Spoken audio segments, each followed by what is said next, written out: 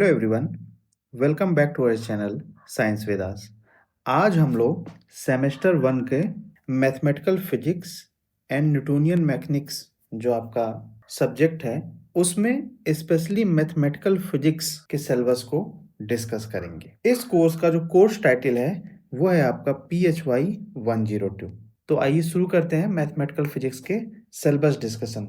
तो बेसिकली आपका जो मैथमेटिकल फिजिक्स है इसमें टोटल जो है 4 यूनिट हैं, जिसका फर्स्ट यूनिट इसका फर्स्ट यूनिट है वो आपका वेक्टर अलजेब्रा है। तो वेक्टर अलजेब्रा में आपका जो फर्स्ट टॉपिक है वो आपका कोऑर्डिनेट रोटेशन है। ये काफी इंपॉर्टेंट टॉपिक है।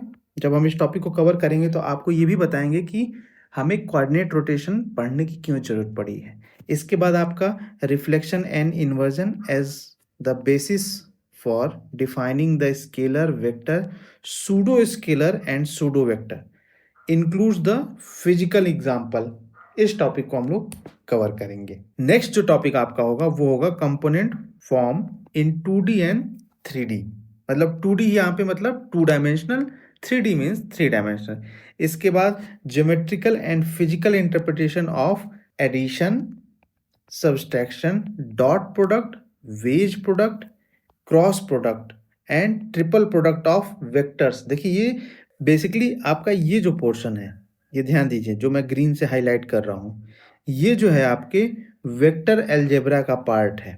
ठीक है, तो इसमें आप किसी भी वेक्टर के एडिशन को, सब्सट्रैक्शन को और मल्टीप्लिकेशन, यहाँ पे डिफरेंट टाइप के मल्टीप्लिकेशन को कवर किया जा रहा है, कैसे करेंगे उसके बारे में बात किया जाएगा। और जो नेक्स्ट पार्ट है यूनिट 1 का, उसमें position, separation and displacement vector, इसके बारे में आपको कवर किया जाएगा।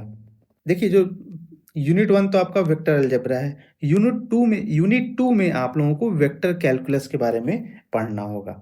वेक्टर कैलकुलस में सबसे पहले geometrical and physical interpretation of vector differentiation, इसके बारे में आप पढ़ेंगे।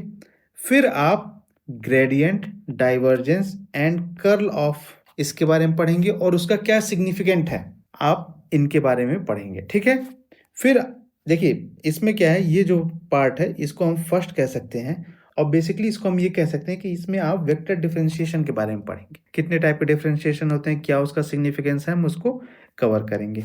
नेक्स्ट पार्ट में आप लोग वेक्टर इंटीग्रेशन के बारे में पढ़ेंगे।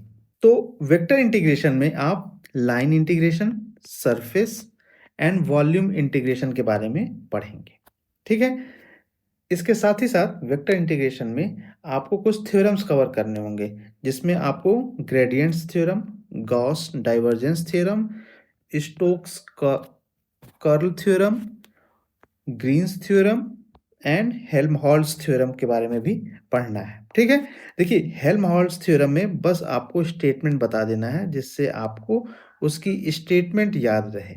और होपफुली अगर आपका ऑब्जेक्टिव टाइप का क्वेश्चन पेपर है तो स्टेटमेंट पे भी कुछ क्वेश्चन बन सकते हैं। ठीक है, और फाइनली इस जो सेकेंड यूनिट है जो कि आपका वेक्टर कैलकुलस है, उसका लास्ट टॉपिक जो है वो है introduction of direct delta function. इसका इंट्रोडक्शन कवर करना है। तो यहाँ पे जो हेल्महोल्ट्ज थ्योरम है, ये भी काफ़ी, आप ये कह सकते हैं काफ़ी स्मॉल टॉपिक में आएगा। ये भी काफ़ी स्मॉल होगा और ये भी काफ़ी आपका स्मॉल टॉपिक में ये कवर हो जाए। काफ़ी ये छोटे छोटे टॉपिक होंगे, क्योंकि इसमें बस आपको स्टेटमेंट और उसके इंट्रोडक्शन के बारे में बताना है, कोई डिटेलिंग नहीं करनी। अब आ जाइए यूनिट 3 पे। यूनिट 3 बेसिकली आपके कोऑर्डिनेट सिस्टम को कवर कर रहा है। ठीक है, तो बेसिकली यहाँ पे आपको 2 डायमेंशनल और 3 डायमेंशनल कार्टेशियन कोऑर्डिनेट, स्फेरिकल और सिलेंड्रिकल कोऑर्डिनेट सिस्टम के बारे में पढ़ना पड़ेगा। और साथ ही साथ इसके ट्रांसफॉर्मेशन, कहने का मतलब है कार्टेशियन से स्फेरिकल या स्फेरिकल से कार्टेशियन, कार्टेशियन से सिलेंड्रिकल, सिलेंड्रिकल से कार्टेशियन या स्फेरिकल टू कार्टेशियन या स्फेरिकल टू सिलेंड्रिकल या सिलेंड्रिकल टू स्फेरिकल, आपस में ये कैसे एक दूसरे फॉर्म में ट्रांसफॉर्म होंगे, इसके बारे में भी आपको पढ़ना होगा। ठीक है,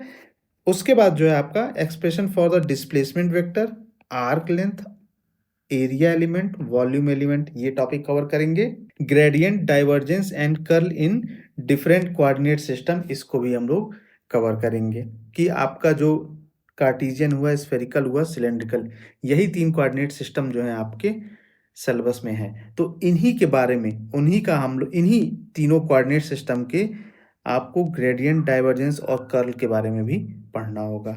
फाइनली आपको component of velocity and acceleration in different coordinate system, इसको भी कवर करना है। और लास्ट जो टॉपिक है आपका वो है example of non inertial coordinate system and pseudo acceleration. ये आपका लास्ट टॉपिक है, ठीक है। कोऑर्डिनेट सिस्टम में जो है आपको डेरिवेशन काफी मिलेगा,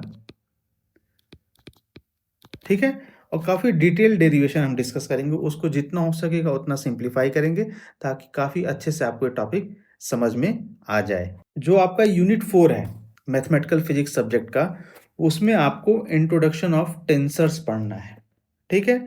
आई होप मैथ्स में भी टेंसर पढ़ाया जाता है। अब ये किस सेमेस्टर में पढ़ाया जाएगा ये मुझे नहीं पता है, लेकिन आई होप कुछ यूनिवर्सिटीज में ग्रेजुएशन में टेंसर को पढ़ाया जाता है। तो बेसिकली यहाँ पे आपको principle of invariance of physical law with respect to different coordinate system as the basis for the defining tensors पहला पढ़ना है। फिर कोऑर्डिनेट ट्रांसफार्मर पढ़ना है। फिर आपको कोऑर्डिनेट ट्रांसफॉर्मेशन पढ़ना है for general spaces of n dimension, contravariant, covariant and mixed tensor and their ranks, इसके बारे में हम पढ़ेंगे। फिर हम 4 वेक्टर्स को कवर करेंगे, then index notation and summation convention को कवर करेंगे। इसके बाद हम लोग symmetric and skew symmetric tensor को कवर करेंगे। फिर हम लोग invariant tensor, Kronecker delta and epsilon tensor को कवर करेंगे। और फाइनली कुछ एग्जाम्पल्स हम लेंगे जिसका यूज होगा फिजिक्स में। ये जो एग्जाम्पल होगा वो टेंसर के एग्जाम्पल होंगे कि कैसे हम टेंसर का यूज फिजिक्स में करते हैं। तो ये तो हो गया आपके सिलेबस डिस्कशन के बारे में। नेक्स्ट जो टॉपिक आपका होगा वो आपके यूनिट 1 का फर्स्ट टॉपिक होगा, जो कि है आपका कोऑर्डिनेट रोटेशन। तो उस टॉपिक को हम काफी डिटेल में नेक्स्ट वीडियो में डिस्कस करेंगे। तो आज के लिए बस इतना ही। Thank you very much for watching our videos.